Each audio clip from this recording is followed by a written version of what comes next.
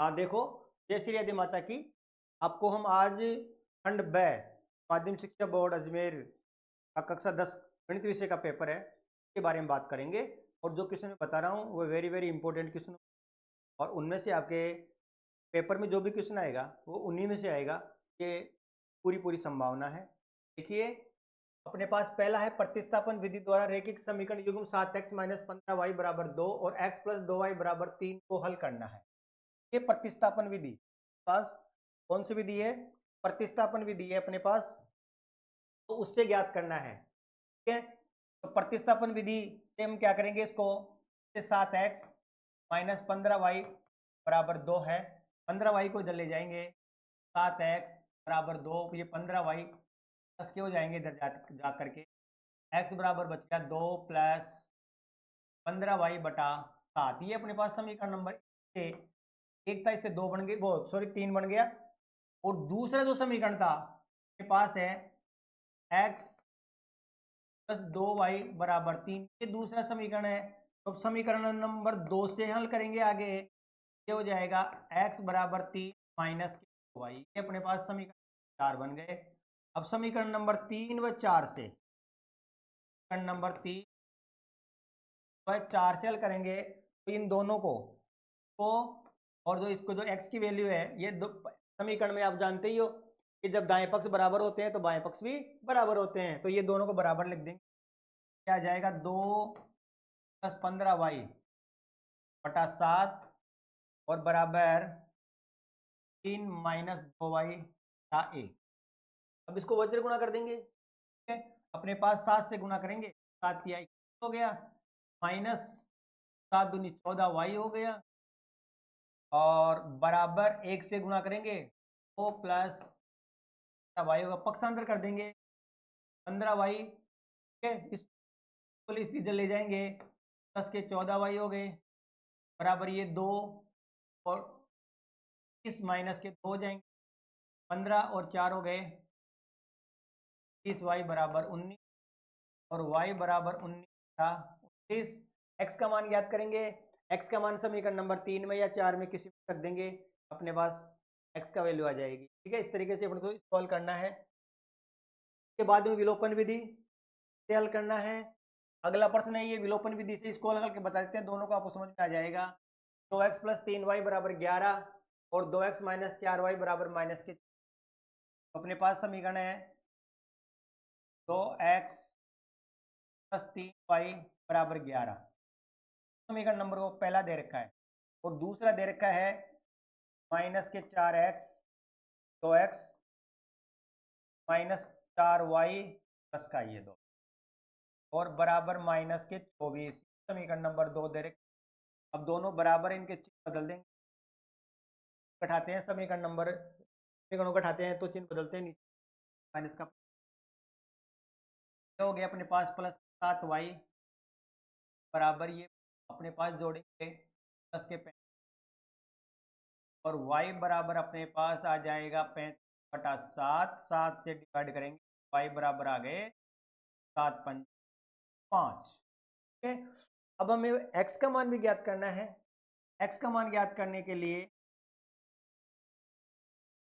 समीकरण जैसे y बराबर आ गया 5, रख देंगे y बराबर 5, समीकरण नंबर 1 5 आ जाएगा 2 प्लस के, हाँ ये y की जगह 5 रख दिया, और बराबर आ गया 11, तो x + 15 बराबर 11, तो x बराबर 11 माइनस x बराबर 4, x बराबर 4/, x बराबर आ गया 2। ये अपने पास आ गया, यानी कि ये तो आ गई अपने पास y की वैल्यू, ये आ गई अपने पास x की वैल्यू। लेकिन समीकरण में पूछ रहा है m की वैल्यू पता करनी है, तो समीकरण अपने पास है y बराबर mx + 3। y की वैल्यू कितनी आई थी 5, y की वैल्यू y की जगह 5 रख देंगे, ये m गुना x, x की वैल्यू आई थी -के 2 प्लस के 3, 5 बराबर गुणा करेंगे तो माइनस m और ये प्लस, पक्षांतर कर लेते हैं, ठीक है। माइनस का तो ये आते ही प्लस का 2m हो गया, बराबर इधर 5 को इधर लाएंगे तो माइनस के, तो m बराबर माइनस के बटा 2 m की आ गई माइनस का, ये आपका आंसर है। इस प्रकार से आपको इसको सॉल्व करना है। अगला है द्विघात बहुपद। बहुपद दे रखा है अपन को और शून्यांक और गुणांकों के मध्य सत्यता की जांच दे रखी। गुणांकों का गुणांक याद करेंगे, एक्स स्क्वायर माइनस के 2x 8, ठीक है। 8 के टुकड़े करेंगे, गुणा करेंगे 8 के, आ जाएगा एक्स स्क्वायर माइनस के 4x प्लस के 2, कॉमन लेंगे तो x कॉमन आ गया, x माइनस 4 रह गया, आगे 4 आ गया, x माइनस 4 और x प्लस, तभी अपन खंड ले लेंगे, क्या आ गया, x माइनस 4 बराबर 0, x बराबर हो गया प्लस के 4। ऐसे ही इधर ले लेंगे, x प्लस 2 बराबर 0, x बराबर माइनस, तो अपने पास इसके दो शून्य आ गया, एक तो 4। अब ये आगे और पूछ रहा है कि गुणांकों शून्यकों के बीच में सत्यता की जांच करनी है। सत्यता की जांच के लिए क्या करना है अपन को, सत्यता की जांच, आपको पता है शून्यकों का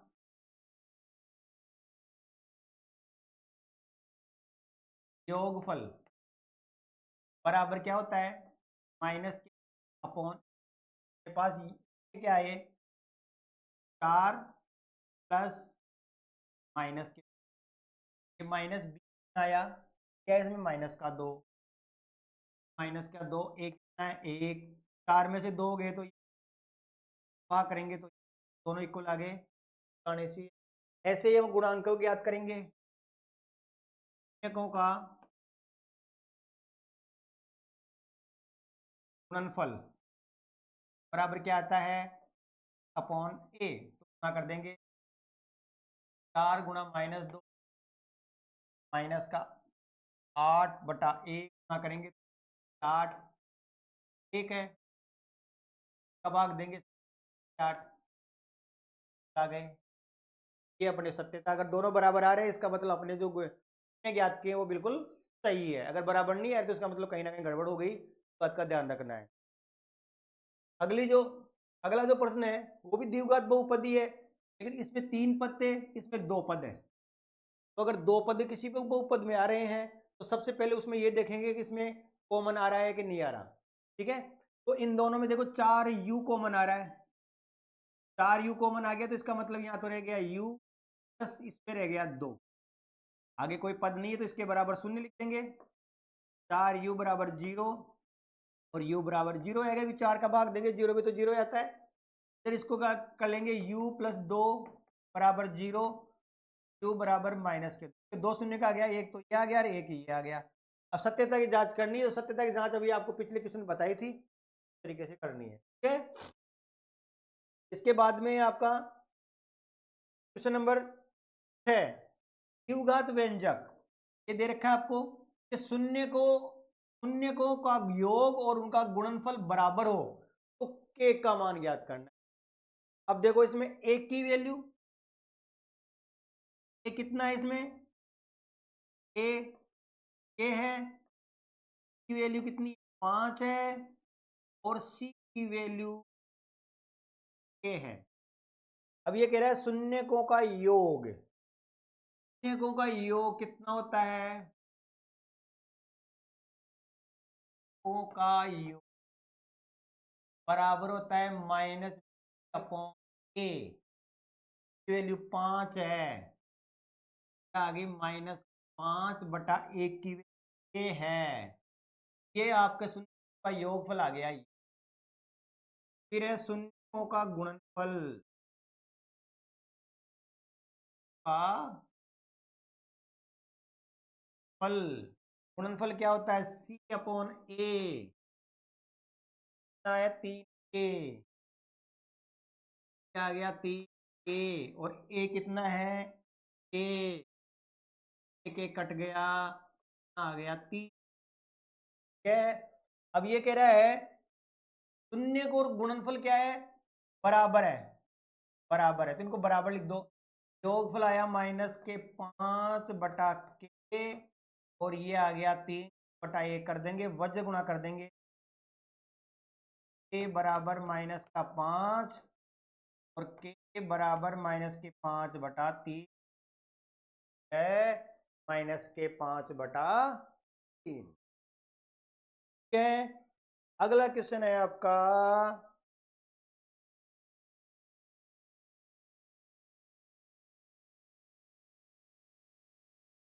नंबर 7। अब वो सोल्व करना है अपन को। ठीक है, अब क्वेश्चन नंबर 7 है आपका कि 10 और 250 के बीच 4 के कितने है? ठीक है, अब देखिए हो सकता है इस प्रश्न में तो गुणज पूछ रहा है, आपको किस प्रश्न में भाज्य भी दे दे तो बात एक ही है, गुणज और भाज्य एक ही बात होती है। अब ये पूछ रहा है 10 और 250, यानी अपने पास 10 और 250 ये संख्या दे रखी है, इसके बीच के पूछ रहा है, तो 10 का गुणज, वो सॉरी 4 का गुणज, 10 के बाद में 4 का गुणज क्या आएगा? 12 आएगा, 12 आएगा ना। एक तो यानी पहला पद तो 12 हो गया, और कितने का गुणज कह रहा है? 4 का। जितने का भी गुणज कहे वो आपका डी होता है, भाज्य कहे तो भी डी होता है, गुणज कहे तो भी डी होता है। और लास्ट वाला पद है 250। अब 4 का लास्ट का गुणज कितना है, तो ये कैसे पता करेंगे अपन? हम क्या करेंगे, 4 का इस 250 में भाग दे देंगे, और भाग देने बाद जो शेषफल बचे उस शेषफल को 250 में से माइनस कर देंगे, अब जो भी बचेगा ना वो लास्ट वाला गुणज आ जाएगा। अब देखो कैसे, जैसे मान लो ये 250 है, इसको 4 से भाग देना है कि 4 का गुणज क्या है, तो 4 का भाग देंगे, 3 का कहे तो 3 का, जितने का गुणज कहे उतने का भाग देंगे, 4 का भाग देंगे, 6 चौका 24, एक बच गया 0 10, 4 दूनी 8, बच गया 2, शेषफल 2 बच गया, तो 2 को क्या करेंगे 250 से माइनस कर देंगे, तो कितने आएंगे 248। तो आपका हो गया अंतिम पद, यानी एल या ए एन, ये एन हो गया कितना 248। अब एन आ गया कितने गुण, यानी एन की वैल्यू पूछ रहा है, ए एन बराबर ए प्लस एन माइनस 1 इंटू का फॉर्मूला लगा देंगे, ए एन है अपने पास 248, ए अपने पास है कितना 12, और प्लस एन की वैल्यू पता करनी है -1, बी कितना है था 4, 248 बराबर 12 प्लस 4n-4, पक्षांतर कर देंगे, 248 -12 प्लस के 4 बराबर 4n, 48 में 12 घटा देंगे, 4 जोड़ देंगे, ठीक है, जाएंगे 240 बराबर 4n। ठीक है, अब n का वैल्यू पता करेंगे, 240/4, 4 का भाग दे देंगे, n बराबर आ गया 60, यानी 60 पद होंगे, गुणज होंगे जिसमें 4 का भाग जाएगा। ठीक है, इसके बाद में है अगला क्वेश्चन, सुब्बा राव ने 1995 में 5,000 रुपए से मासिक वेतन पर कार्य आरंभ किया और प्रत्येक वर्ष 200 रुपए की वेतन वृद्धि प्राप्त की, किस वर्ष में उसका वेतन 7,000 हो जाएगा? अब देखो जहां से शुरू कर रहा है वो तो हो गया आपका ए हो गया इसका 5,000, ठीक है, और कितने की वृद्धि हो रही है, कितने की वृद्धि होती है, कितने की वृद्धि होती है, वो होता है डी, वो क्या होता है डी, ठीक है, वो होता है डी, तो हम डी कितना दे रखा है इसमें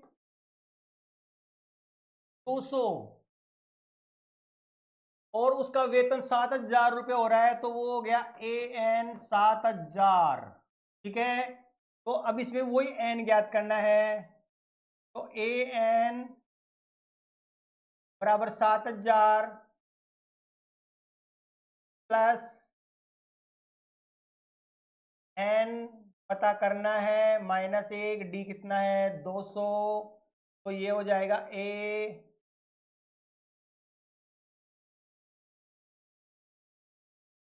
में अपने पास ए बराबर 5,000 और डी हो गया इसके अंदर अपने पास 200, एन हो गया अपने पास 7,000। तो सूत्र लग जाएगा एन बराबर ए प्लस एन -1 इंटू एन अपने पास 7,000, आ गया 5,000, एन -1 इंटू डी आ गया 200। 7,000 5,000 को इधर ले आएंगे तो माइनस के 5,000 प्लस के एन माइनस हो गए कितना 2,000, 200 के जलाएंगे तो हो जाएंगे, बराबर हो गया कितना हो गया 200 एन 2200 हो गया बराबर 200 एन और एन बराबर 200 से काट देंगे बराबर 11 आ गया। अब इसमें एन बराबर 11 आया है, यानी कि 11 वर्षों के अंदर इसका वेतन 7,000 हो जाएगा। लेकिन ये नहीं पूछ रहा 11 वो कितने वर्षों में होगा, वो प्रश्न पूछ रहा है किस वर्ष होगा, ये ध्यान में देना है। बच्चे क्या करते हैं 11 आंसर आ गया किसी को आंसर लिख के आ जाते हैं, ये आंसर नहीं है। अब वो 1995 में शुरू कर रहा है तो वेतन है कि 7,000 रुपए वो होंगे 1995 में तो शुरू कर रहा है, 11 वर्ष उसको लग गए तो प्लस 11 कर देंगे तो कितने आ जाएंगे 2006, यानी सन 2006 के अंदर उसका वेतन 7,000 रुपये हो जाएगा। करेक्ट आंसर आपका ये 2006 वर्ष होगा। ध्यान रखना इस बात का, कई बच्चे यहाँ पर बस 11 आंसर लिख के आ जाते हैं तो ये गलत हो सकता है। ठीक है ना। अगला क्वेश्चन है एपी 3, 8, 13, 15 में कौन सा पद 78 है। अब कौन सा पद 78 दे रखा है तो इसमें एन की वैल्यू पता करनी है। ठीक है, वही सूत्र ए एन बराबर ए प्लस एन -1 इंटू डी। ए हो जाएगा 3, डी हो जाएगा 8 - 3 5 और ये 78 हो जाएगा ए एन। ठीक है, जो भी आएगा एन आ जाएगा। फिर दर्शाइए कि ए एन बराबर 3 + 4 एन हो तो प्रथम 15 पदों का योगफल ज्ञात करना है। अब इसे ए एन दे रखा है अपन को, ए एन बराबर 3 + 4 एन दे रखा है तो पहले एन की वैल्यू 1 रखेंगे तो A1 तो हो जाएगा 3 + 4 गुणा 1, 3 + 4 बराबर 7। फिर एन की वैल्यू 2 रखेंगे तो A2 + 4 गुणा 2, 3 + 8 11 हो जाएगा। ठीक है, इस प्रकार से अब इसमें अपन को 15 पदों का योग ज्ञात करना है तो ए तो हो गया अपने पास एपी बन गई 7 11। ठीक, आगे चलती रहेगी तो ए तो हो गया 7, ए बराबर तो हो गया 7, डी बराबर आ गया 11 - 7 बराबर 4 और 15 पदों का योग ज्ञात करना है, एन बराबर हो गया 15। अब यहाँ पर सूत्र लगा देंगे एस एन बराबर एन बटा 2, 2a + n - 1 इंटू डी, जो भी आएगा आपका आंसर आ जाएगा। इसके बाद में अगला है,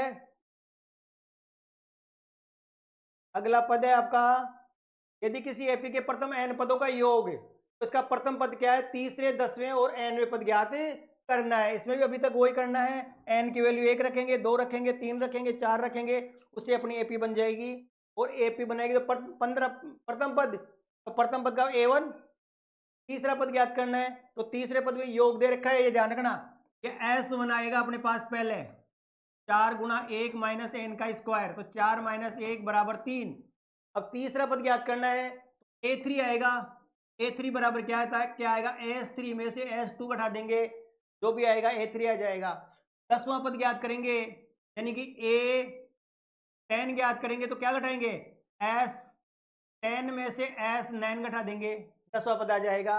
और nवां पद ज्ञात करना है AN तो क्या ज्ञात करेंगे, एस एन में से एस एन माइनस 1 घटा देंगे, जो भी आएगा आपका एनवा पद आ जाएगा। ठीक है, इसके बाद में अगला है निम्नलिखित योग ज्ञात करना है। प्रथम 1000 धन पूर्णांकों का और n धन पूर्णांकों का। 1000 का ज्ञात करना है तो इसके योगफल ज्ञात करना है, तो एस एन बराबर, इसमें सूत्र लग जाएगा एन एन प्लस 1 अपॉन 2। ठीक है, या ये लगा देना या ये भी लग सकता है, एस एन बराबर N A plus L upon 2। बात एक ही है, क्योंकि इसमें पर एक प्रथम तो एक से शुरू होती है, तो प्रथम पद एक हो गया, ए एक हो गया, लास्ट 1000 है तो 1000 हो गया एल, और पदों की संख्या भी 1000, तो ये भी लग सकता है, ये भी लग सकता है। ठीक है, और प्रथम एन धन पूर्णांकों का योग, तो इसमें डायरेक्ट सूत्र लग जाएगा एस एन वाला, एस एन एन बटा 2 a plus n minus 1 into d वाला। ठीक है, फिर अगला है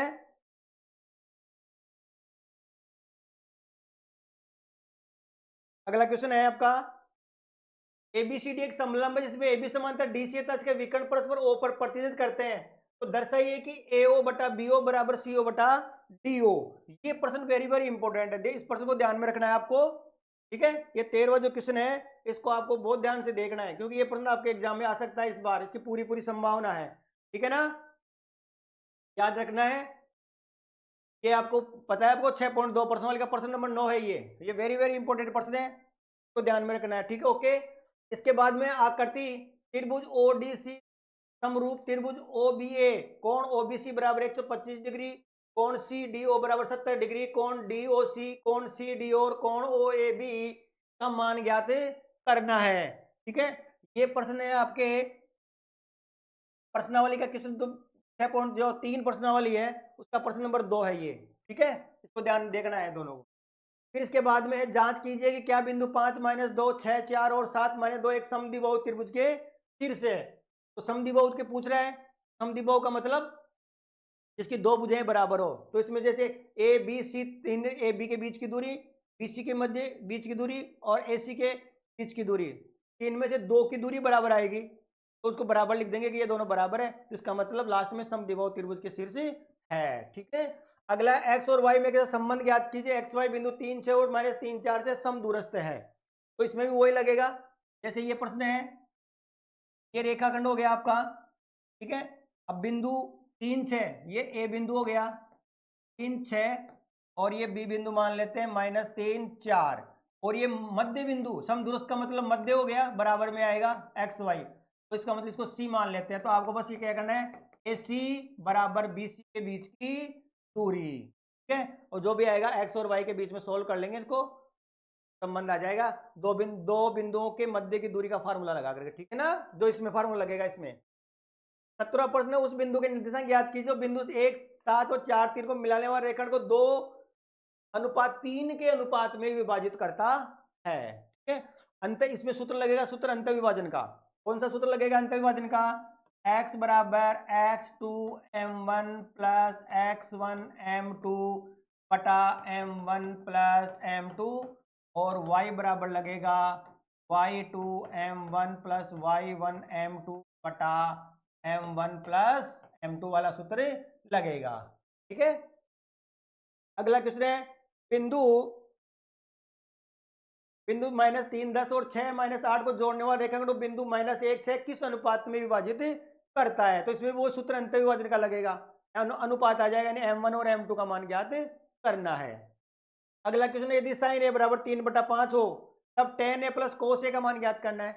अब साइन ए का मान 3/5, tan और कोस का मान ज्ञात करना है। अब साइन का मान क्या होता है अपने पास, अरे साइन ए बराबर साइन बटा क्या होता है, लंब बटा कर्ण, तो इसका मतलब कितना दे रखा है 3/5, 3 तो हो गया लंब, 5 हो गया कर्ण, आधार नहीं है, इसका आधार ज्ञात करेंगे।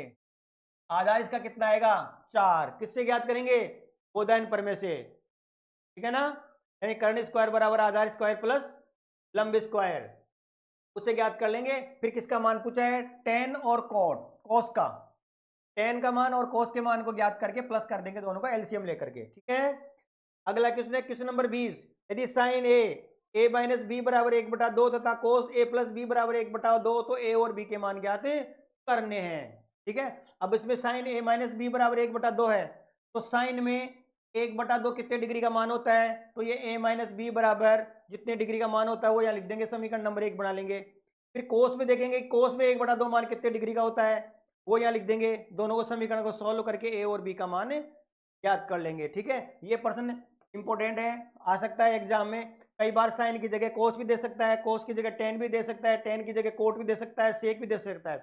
तो ये मान जो यहाँ पर आएगा वो साइन का दे रखा है, कोस का दे रखा है, कोट का दे रखा है, जितने डिग्री का दे वो डिग्री यहाँ पर लिखनी है, समीकरण बना करके सोल्व कर लेंगे। अगला क्वेश्चन है,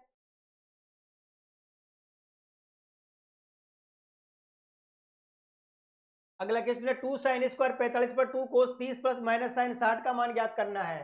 ठीक है, तो यहाँ पर आपको क्या करना है, साइन और कोस के मान लिखने हैं।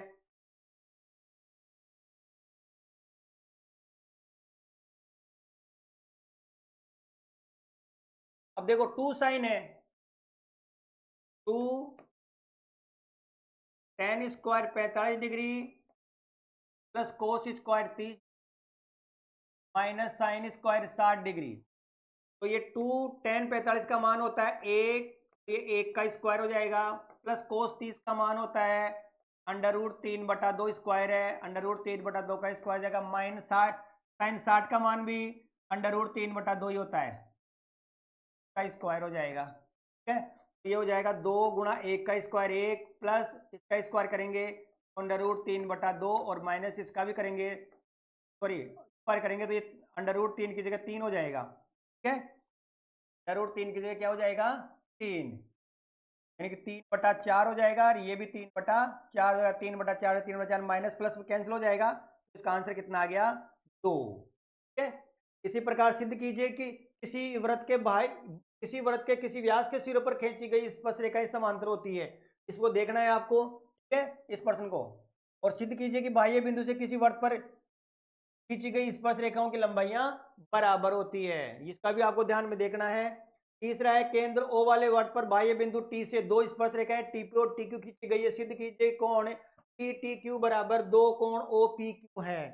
ये आपका 10.2 जो प्रश्न वाले उसमें एग्जाम्पल है, तो इस एग्जाम्पल को ध्यान से देखना है, क्योंकि एक बार दो बार कई बार इस एग्जाम्पल को उसने एग्जाम में पहुंच भी चुका है, तो इस बार ही पूछ सकता है। तो इस प्रकार से ये आपका भाग ब है वो कंप्लीट होता है। इसमें जो भी क्वेश्चन आगे भी क्वेश्चन में है, तो लेकिन वो क्वेश्चन मैंने आपको जब पिछले एपिसोड के अंदर प्रायिकता और जो सांख्यिकी है उस प्रश्नावली को कंप्लीट समझा दी थी, यानी कि 1 नंबर के क्वेश्चन से लेकर के यानी ए बै से दै चारों खंड आएंगे, वो पूरा कंप्लीट बता दिया था। ठीक है, तो इन क्वेश्चनों को ध्यान से देखना है और इनसे अधिक आपको शेयर करना है, सब्सक्राइब करना है। ठीक है, जय हिंद, जय भारत, जय श्री राधे माता की।